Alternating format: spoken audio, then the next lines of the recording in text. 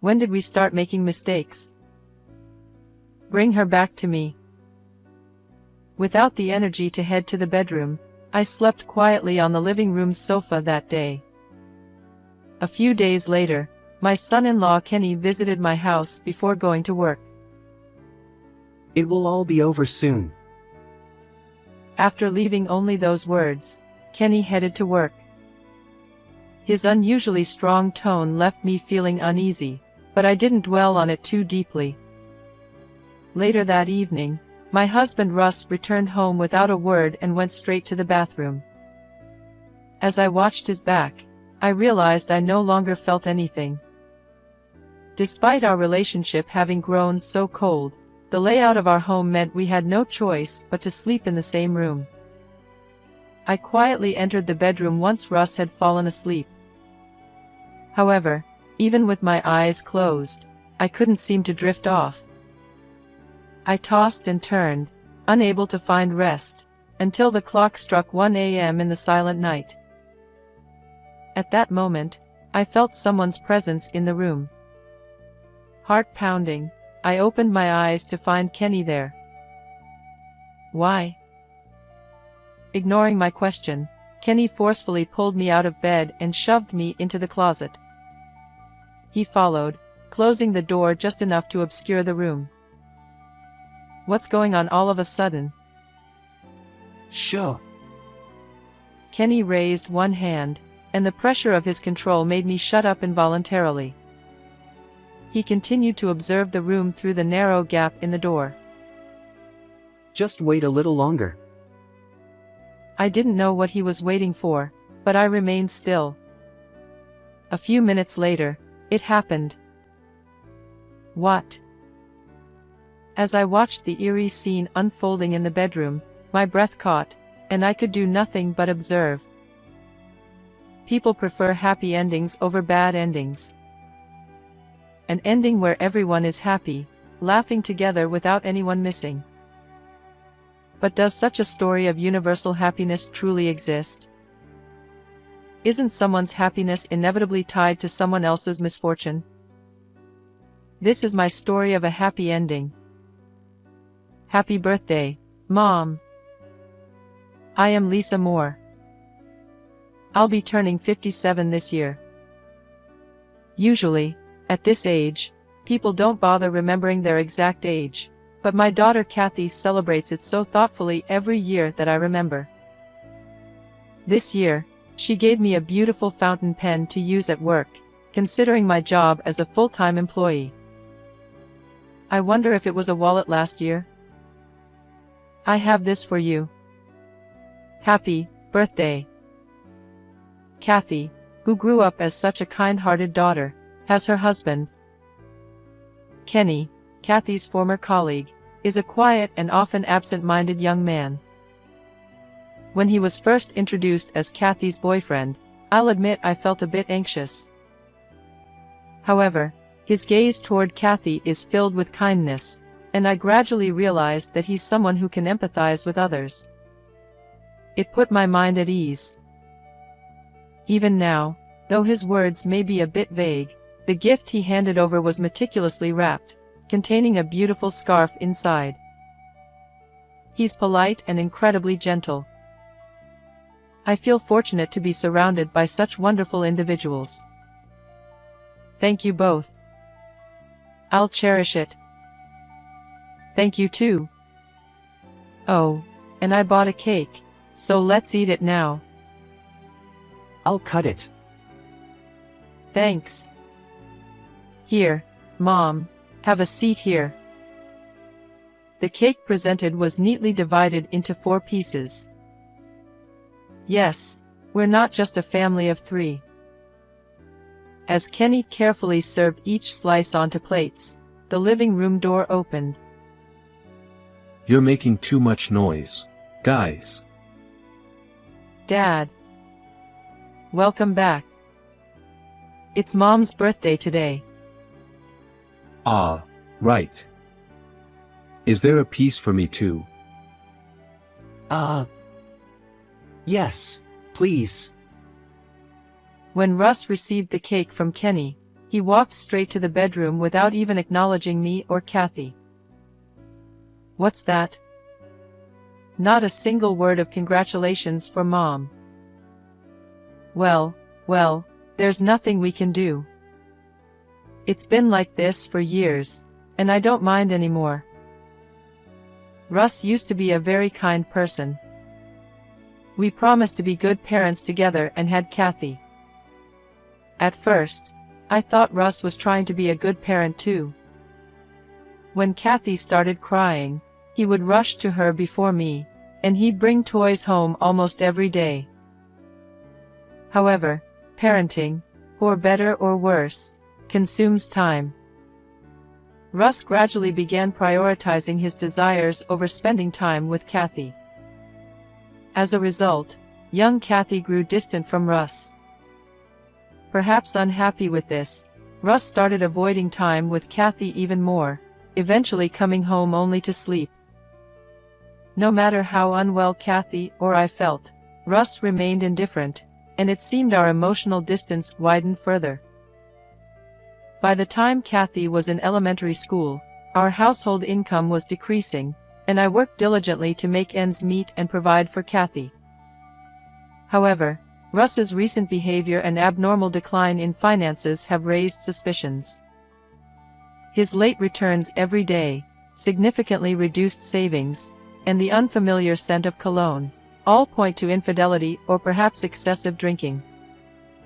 Well, either way, it doesn't matter. Regardless, he has long exceeded the limits of forgiveness.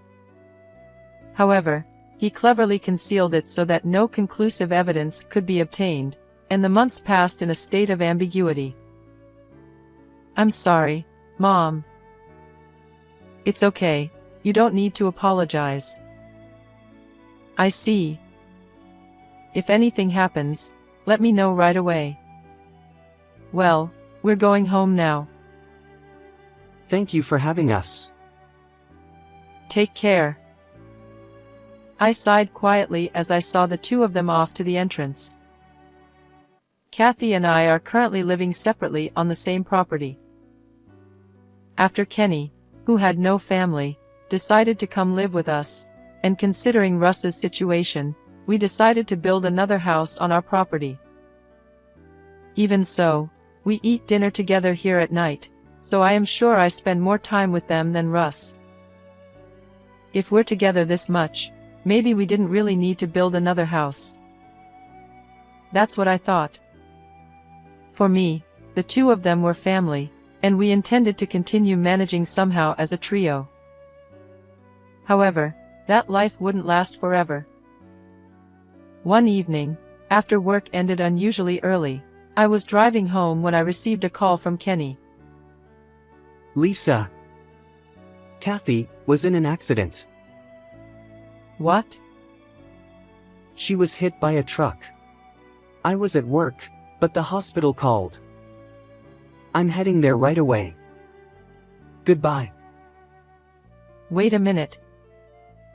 Despite his usually absent-minded demeanor, he spoke with an urgency I couldn't believe, then promptly hung up. What happened to Kathy? Why? Is she okay? In a state of semi-panic, I quickly changed direction and headed toward the hospital. I need to contact Russ.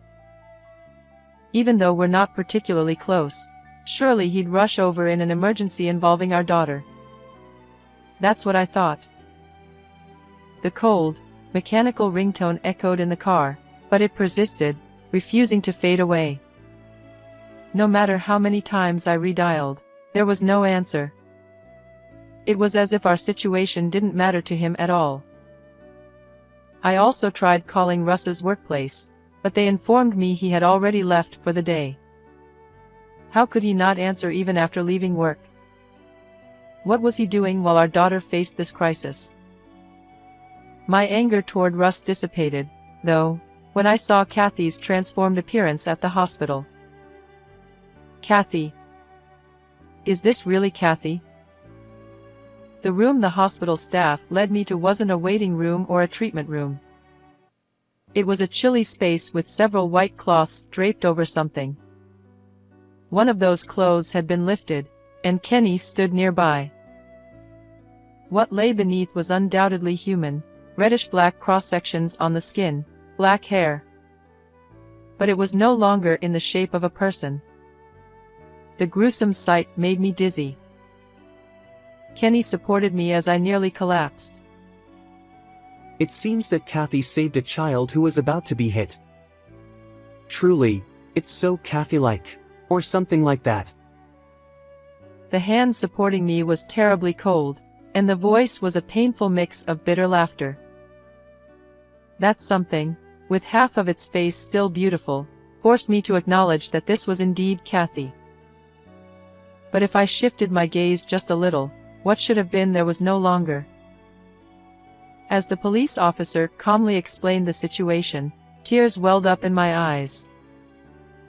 Hey, why Kathy? Kathy hasn't done anything wrong. Why take Kathy away from me? My emotions were in turmoil, and I was so distraught that I didn't even know what I was saying.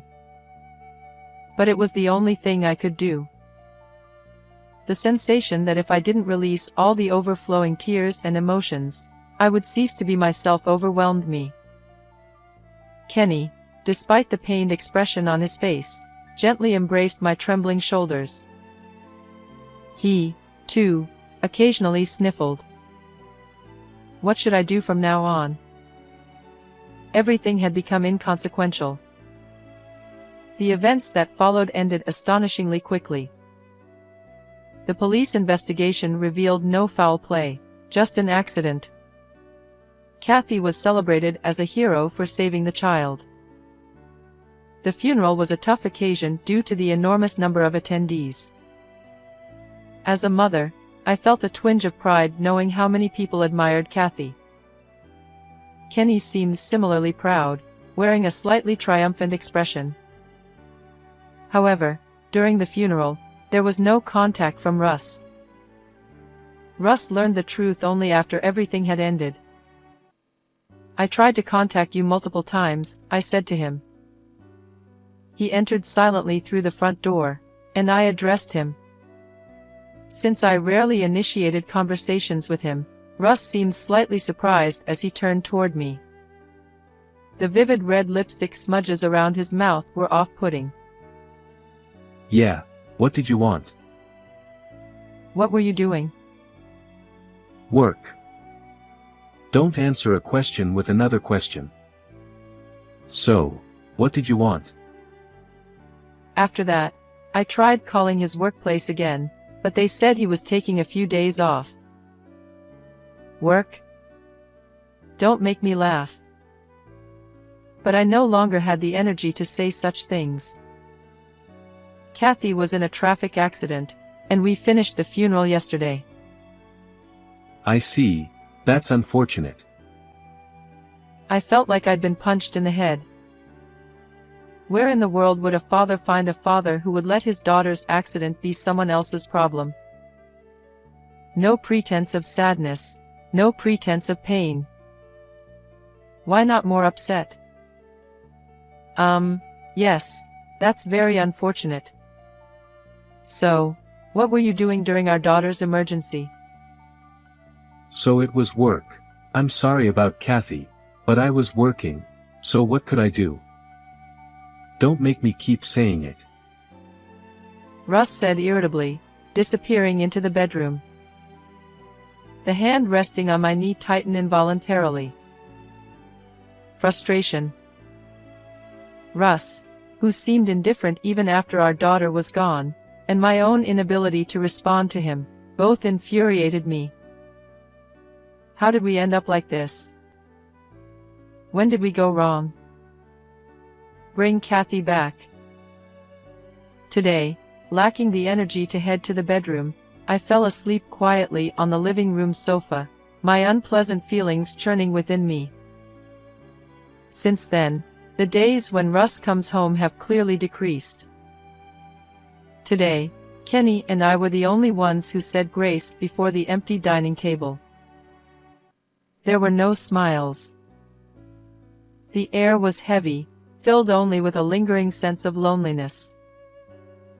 After that, I became unable to focus on anything, and I'm currently on an extended leave from work. I didn't do anything at home, but just stared at the picture of Kathy by my side. Seeing me like this, Kenny had started helping with household chores. He often expressed concern and tried to talk to me, but I could only give vague responses. I felt a bit sorry for him, but I didn't want to think about anything.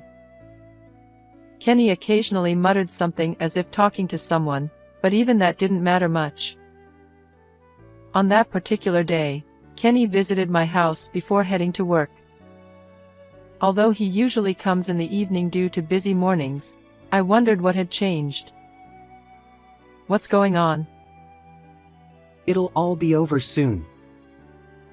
Before I could inquire further, he left for work. His unusually firm tone left me feeling uneasy. I didn't dwell on it much, assuming it was work-related, and spent another empty day. That evening, Russ returned home after a long absence. Without a word, he headed straight to the bathroom. I felt nothing anymore.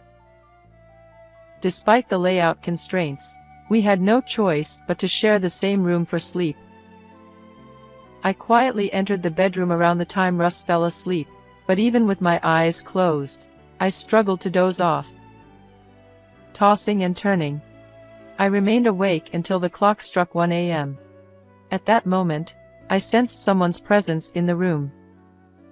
Curious, I opened my eyes slightly, and there stood Kenny. "Why are you here?" Ignoring my question, Kenny yanked me out of bed and forcibly shoved me into the closet. He followed suit, squeezing in until the door barely closed, revealing a glimpse of the room. The closet, now housing both of us, felt stuffy and cramped. "Wait, what's going on all of a sudden?" Sure. Kenny raised one hand, momentarily silenced by the pressure.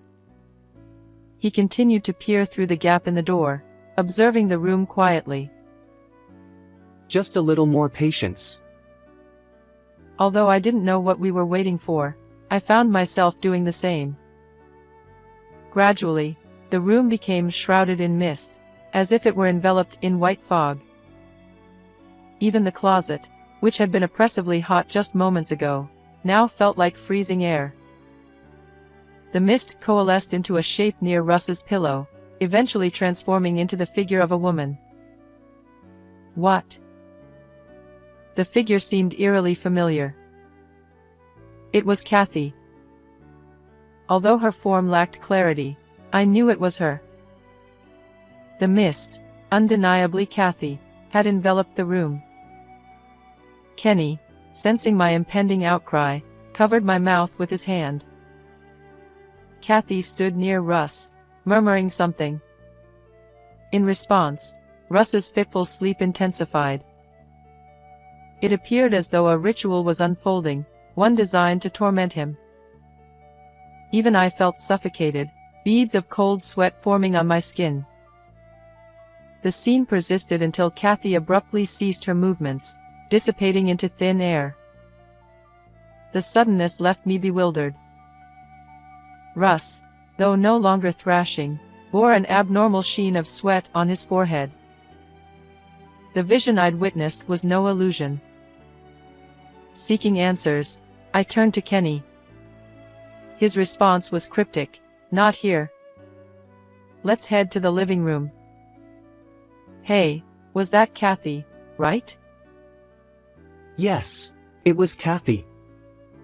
More precisely, it's like Kathy's lingering presence. Lingering presence. Exactly. When someone leaves something unfinished in reality, it remains like that. Why do you know about this? I've been able to see things like that since I was a child. Kenny had strong intuition from a young age, seeing things that others couldn't. It was a normal part of his daily life. However, it also meant he often felt drained during the day, which might explain his occasional aloofness. Kathy knew about this aspect of Kenny and was actually drawn to him because of it. She found it intriguing. Because of this ability, I have always avoided people because I thought they would make me feel uncomfortable. But Kathy accepted me like that. Kenny gazed into the void again, a nostalgic expression on his face. There was nothing visible there, but perhaps Kathy was present, just beyond my perception. I wasn't one to believe in spirits, but after witnessing that scene earlier, I couldn't dismiss it entirely. When Kathy was gone, I couldn't sleep at all that night. But at that moment, I felt like Kathy was there. It wasn't clear then, but... Yeah, I see. As time passed, I could see her more distinctly. Now we can even converse. Kenny occasionally talks to someone. It turns out to be Kathy, lingering here as a thought. Not just observing, but having conversations. To think he can speak again with someone he thought he'd lost forever. No matter how hard I squint, I can't see Kathy's form. Kenny's ability is truly enviable. Kathy said something. At first, she apologized. Said sorry for suddenly disappearing. I want to tell Kathy that she doesn't need to apologize. She hasn't done anything wrong. She's a hero for protecting the child. She was really worried about you. She wanted you to recover quickly. There's no way to recover. Kathy was my only family, my reason for living. And she was very angry with her dad. So today, she said she wanted to vent that anger, and that was why she did that way. Sorry for surprising you. I see. But why did you put me in the closet? Honestly, I don't understand things like spirits or lingering emotions. I thought Kathy's negative feelings might affect you, so I did it. Ah, I see. It did feel a bit suffocating. And Russ suddenly coming back today, could Kathy be involved? Yes. Kathy seemed to have done something. I don't know the details. Kenny shrugged, acknowledging the mysterious nature of spirits. I had plenty of thoughts about Russ too, and I'd been waiting for a chance to confront him. Maybe now was the perfect opportunity to resolve things for our crumbling family. Kenny, do you have time tomorrow? Huh? Oh, yes, I think so. Let's put an end to this. I want to have a proper conversation with Russ. Maybe Kathy can join too. She's nodding, with a big smile. Do you have something in mind? Not sure, but... Ha, you're a reassuring ally. Well then, let's call it a night. Sure. Oh, Kathy really cared about you. So, please don't push yourself too hard. I understand. Good night, then. Kenny, and probably Kathy, headed home together. I didn't want to return to the bedroom, so I stretched out on the living room sofa. Unlike earlier, sleep quickly overcame me, and it was the best rest I'd had in a while, even though the sofa wasn't exactly comfortable. I woke up to the sound of birds chirping. Sunlight streamed through the gap in the curtains, creating a pleasant morning atmosphere. As I sat there, lost in thought, suddenly I heard shouting from the bedroom, followed by heavy footsteps running toward me. Lisa. I've been wrong. I've been cheating all this time. I'm sorry. Please forgive me. Russ burst into the living room and immediately started apologizing. Although I was taken aback by the sudden confession, I couldn't help but imagine that Kathy had said something to him. Why would you do such a thing? Since Kathy was born, you've always been focused on her. At first, it was just a way to get back at you, but somehow. I'm reflecting on it now. I won't do something like this again. Kathy made me realize. Let's start over as a couple from here. Russ's voice trembled as if he were about to cry. It was rather unbecoming for an adult to cry and wail like this, especially when it was his own fault. It's too late. Do you think I'd forgive a man who cheated during Kathy's final moments? In response to Russ's pleading, my voice came out much colder than I had anticipated. Russ was surprised by my harshness and shook his shoulders. But, listen. It's because you've always been so focused on Kathy that you hardly notice me.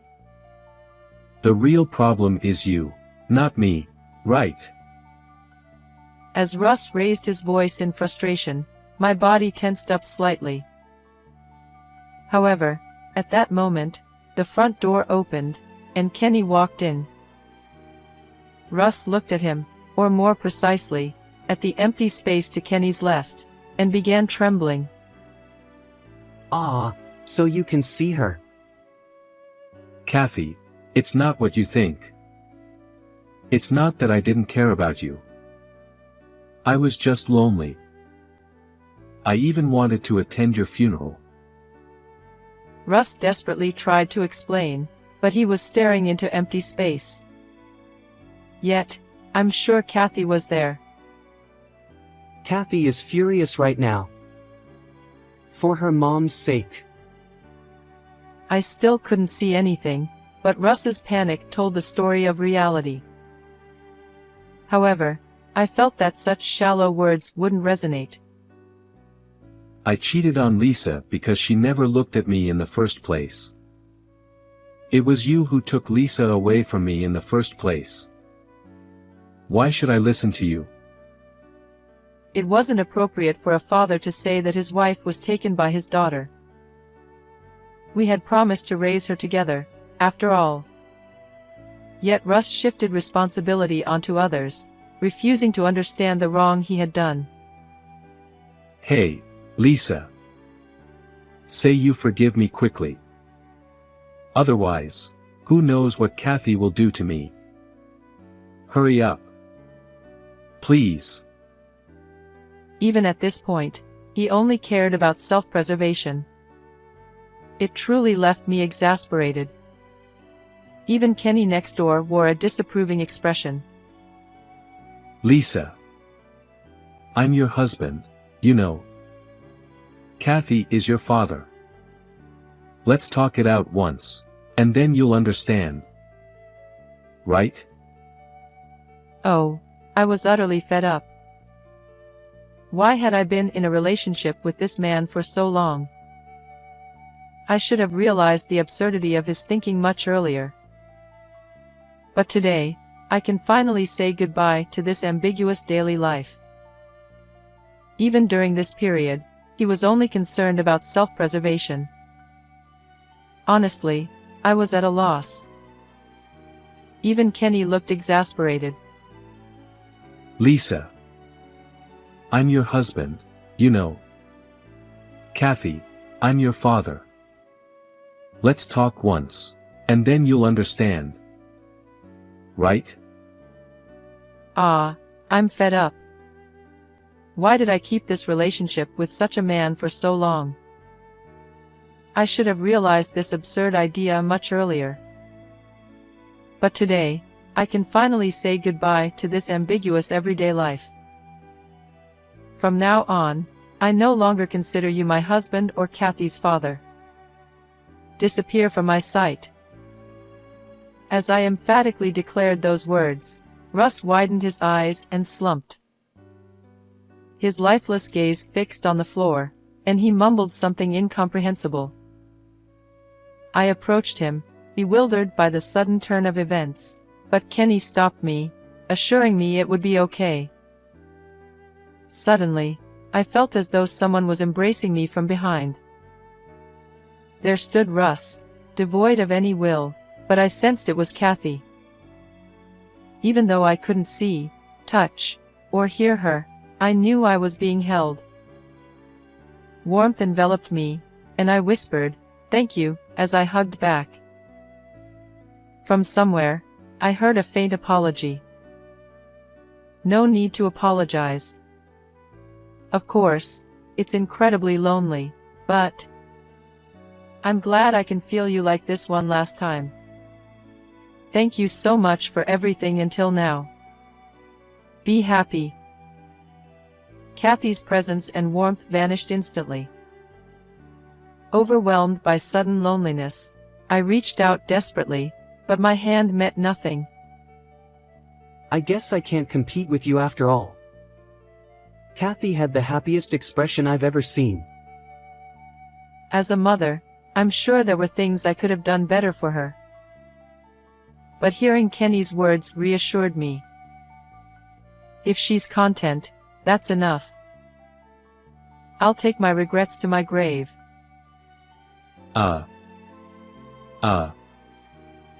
Russ hung his head, frozen in place. Later, I took him to a psychiatric clinic. Occasionally, he regained sanity only to tremble in fear and mutter something incomprehensible. The doctor was puzzled by these uncommon symptoms, but ultimately, he decided to admit him to the psychiatric hospital. Even when I looked at Russ, now an empty shell, no sympathy welled up within me. After all, this was the binding love Kathy left behind, disguised as a parent-child bond. Now that everything is settled, perhaps I should return to work. Maybe this isn't a neat resolution. Kathy is gone, and Russ is broken. To outsiders, it might seem like a bad ending. But my heart felt light. Years of torment caused by Russ had finally come to an end. I had the chance to embrace Kathy one last time. The gentle presence of Kenny, who would continue supporting me as family, made it a splendid happy ending from my perspective. No more regrets. Russ and I are technically still married. Honestly, I have no intention of taking care of him going forward, but due to matters like disability benefits and property ownership, we haven't divorced. Still, I feel a slight twinge of guilt, so I occasionally check in on him. Unfortunately, I can't visit him at the psychiatric hospital where he resides. He continues to live in fear and occasionally mutters incomprehensible things. It will likely be quite some time before he's discharged. While I don't wish unhappiness upon him, I hope he truly faces the consequences of his actions. On the other hand, Kenny seemed a bit disappointed when Kathy's presence faded away. Even though I can't see Kathy anymore, it's good to see you brighter than before. He's adorable when he says things like that. We've discussed his future living arrangements before. Kenny, you don't need to worry about me anymore.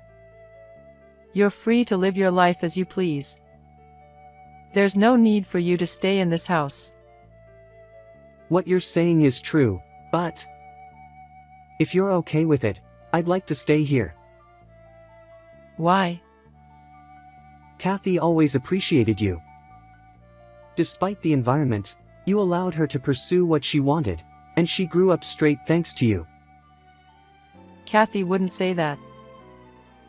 No, I agree with her. You have incredible nurturing qualities. I feel like I'm living with my real mother in this house. Kenny blushed a little, turning away, but his words made me smile. His reaction was so much like that of a real son. Even though he seemed a bit reluctant, we both ended up laughing. The sound of our laughter filled the room, and a refreshing breeze swept through. It felt as pleasant as Kathy's bright smile in the photo frame. How did you find this story? If you enjoyed it, consider subscribing to our channel. Until next time.